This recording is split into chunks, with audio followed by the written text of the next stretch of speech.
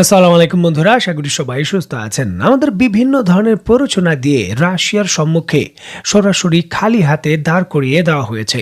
আমাদের বিভিন্ন ধরনের আকাশ প্রতিরক্ষা ব্যবস্থার, বিশেষ করে প্যাট্রিয়ট ক্ষেপণাস্ত্রের যে ইন্টারসেপ্ট রয়েছে সেটা সম্পূর্ণভাবে শেষ পর্যায়ে। আমরা এখন আমাদের আকাশগুলো আর নিরাপদ রাখতে পারবো না। খুব সহজেই রাশিয়ান মিসাইলগুলো আমাদের গুরুত্বপূর্ণ অবকাঠামো, এমনকি আমাদের যে প্রেসিডেন্ট প্যালেস রয়েছে সেখানেও আক্রমণ করতে পারবে। এক্ষেত্রে আর কোনো বাধা থাকবে না। আমরা এখন অনেকটাই নিঃস্ব হয়ে রাশিয়ার বিরুদ্ধে পরাজয়ের দ্বার প্রান্তে অপেক্ষা করছি যে কখন সেটা ঘোষণা হয়।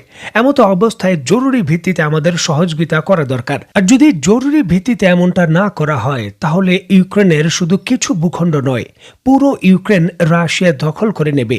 এটা শুধু সময়ের ব্যাপার। বন্ধুরা, অত্যন্ত গুরুত্বপূর্ণ এই যে স্টেটমেন্ট, সেটা কিন্তু আমার নয়। ইউক্রেনের বর্তমান যিনি প্রেসিডেন্ট রয়েছেন মিস্টার জেলেন্সকি জরুরি ভিত্তিতে আকাশ প্রতিরক্ষা ব্যবস্থার মিসাইল চেয়ে এইভাবে আবেদন করেন। দেখুন, একটা জিনিস প্রথম থেকেই পরিষ্কার ছিল, ভিক্ষে করে হতে পারে আপনি দালান কোঠা নির্মাণ করতে পারবেন, হতে পারে আপনি দামি দামি গাড়িতে চড়তে পারবেন, তবে এক্ষেত্রে ভিক্ষের অস্ত্র বা অন্যদের সহযোগিতা করবে এমন প্রতিশ্রুতির উপর কখনো যুদ্ধ হয় না, যুদ্ধ করা যায় না। এই জিনিসটা ইউক্রেন থেকে সবার যেরকম শিক্ষা নিতে হবে, বাংলাদেশেরও নিতে হবে। বাংলাদেশের যারা যুদ্ধ করতে চান কথায় কথায়, তাদের বিষয়গুলো মাথায় রাখা উচিত। যাই হোক, একদিকে যখন ইউক্রেন তীব্রভাবে যুদ্ধাস্ত্রের সংকটে ভুগছে, আর এই সুযোগে রাশিয়ান সামরিক বাহিনী নতুন করে আরো কয়েকটি অঞ্চলে বড় ধরনের বিজয় পেয়েছে। মাত্র কিছুদিন পূর্বেই রাশিয়ার যে ক্রুজ অঞ্চলকে নিয়ে অদল বদল করার প্রস্তাব দিয়েছিল ইউক্রেন শান্তি চুক্তির জন্য, সেই অঞ্চলের একটা বড় অংশ নতুন করে রাশিয়া পূর্ণ দখল করেছে। অত্যন্ত গুরুত্বপূর্ণ এই বিষয়টিকে কেন্দ্র করে রাশিয়ার কর্নেল জেনারেল সের্গিয়ে রুটস্কয় তার বক্তব্যে বলেন, ক্রুজের 800 বর্গ মিটারের বেশি বা 309 বর্গ মাইল এলাকা পুনরুদ্ধার করেছে রাশিয়ান সৈন্যরা, যে ইউক্রেনের দখল করা মোট এলাকার প্রায় 64%। গত বৃহস্পতিবার রয়টার্সের একটি প্রতিবেদনে এই তথ্য নিশ্চিত করা হয়েছে। রাশিয়ান এই জেনারেল তার বক্তব্য বলেন, শুধুমাত্র ক্রুজ নয়, এছাড়াও ইউক্রেনের মূল যে সকল জায়গা রয়েছে, জাপোরিজিয়া, খেরসন এবং ওই সকল অঞ্চলের ভেতরেও রাশিয়ান সামরিক বাহিনীর অগ্রগতি যেমনটা আশা করা হচ্ছিল এর থেকেও আরো দ্রুত গতিতে হচ্ছে। আপনারা নিশ্চয়ই অবগত আছেন, এর পূর্বে একটি ভিডিওতে আপনাদের আমি জানিয়েছিলাম রাশিয়া নতুন করে ল্যান্সেট 3 নামে একটি কামাকাজি ড্রোন প্রকাশ্যে এনেছে। প্রায় 40 মিনিট ধরে আকাশে সেটা উঠতে পারে এবং সেটার কাজই হলো ন্যাটোর যে সকল আর্টিলারি রয়েছে সেগুলোকে খুঁজে খুঁজে ধ্বংস করা। রাশিয়া সেই ল্যান্সেট 3 ড্রোনের মাধ্যমে প্রচুর সফলতা পেয়েছে। ইউক্রেনের যে আর্টিলারি ব্রিগেড রয়েছে তার কমপক্ষে 48% তারা ধ্বংস করে দিতে সক্ষম হয়েছে। আর অপরদিকে ইউক্রেনের আকাশ প্রতিরক্ষা ব্যবস্থার যে ইন্টারসেপ্ট সেটাও নেই। আর এই সুযোগে ইউক্রেনের ভেতর রাশিয়ান সামরিক বাহিনী আরো দ্রুত প্রবেশ করছে।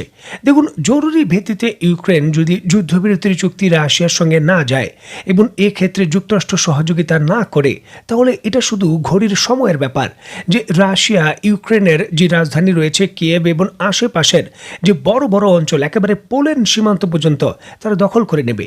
কারণ যেহেতু অস্ত্রের সাপ্লাই যদি না পাওয়া যায়, রাশিয়াকে থামানো যাবে না। অত্যন্ত গুরুত্বপূর্ণ এই প্রেক্ষাপটে ইউরোপীয় ইউনিয়নের ভেতর ইউক্রেনকে কেন্দ্র করে যে বৈঠকটা হয়েছে, সেখানে ইউরোপীয় ইউনিয়নের নেতারা নিশ্চিত করেছেন রাশিয়া এখন ইউক্রেনের দোনেক্স, জাপোরিজিয়া এবং খেরসন এই অঞ্চলগুলোর 75% নিয়ন্ত্রণ করছে।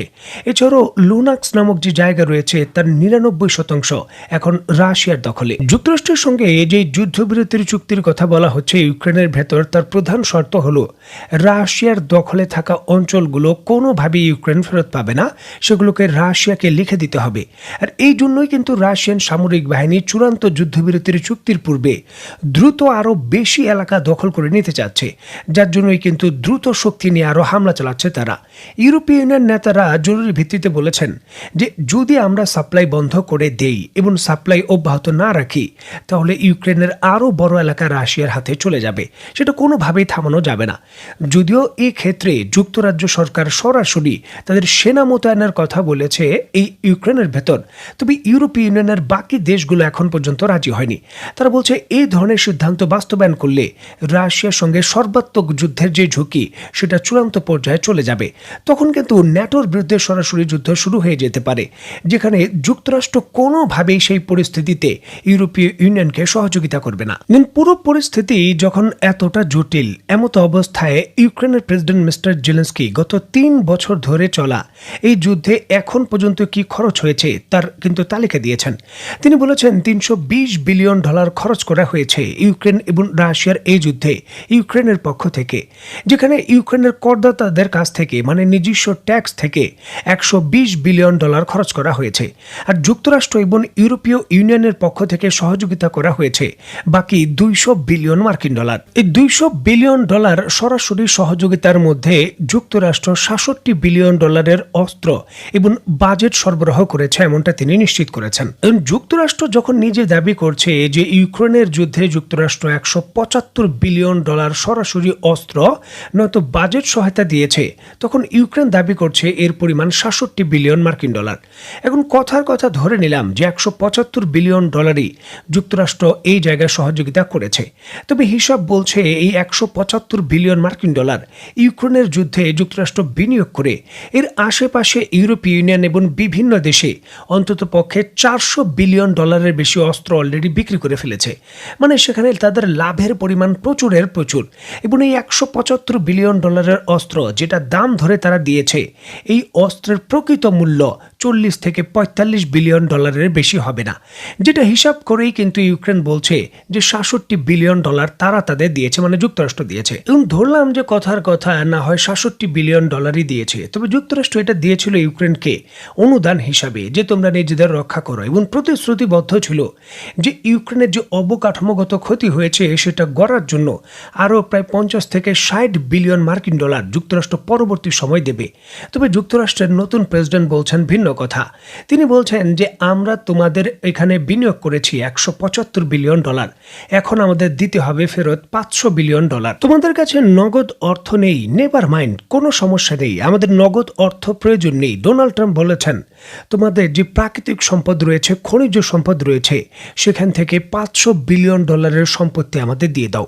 একসঙ্গে এত বিপুল পরিমাণের অর্থ দিলে ইউক্রেন তুমি কি করে চলবে, তোমার অবকাঠামো কি করে তুমি তৈরি করবে, এই বিষয়ে তুমি চিন্তিত, নেভার মাইন্ড, সমস্যা নেই, আমাদের সঙ্গে প্রফিট শেয়ারে আসো 50-50, আমাদের খনিগুলো বুঝিয়ে দাও, যে প্রফিট আসবে 50 তোমাদের দেব, 50% আমরা রাখবো।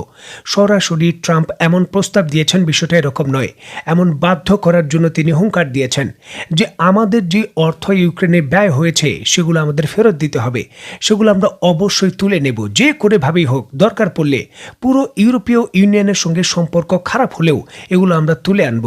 দেখুন, ডোনাল্ড ট্রাম্প নিজস্ব প্রেসিডেন্ট হিসাবে যে এই ধরনের কৌশল ব্যবহার করছেন, বিষয়টা এরকম নয়।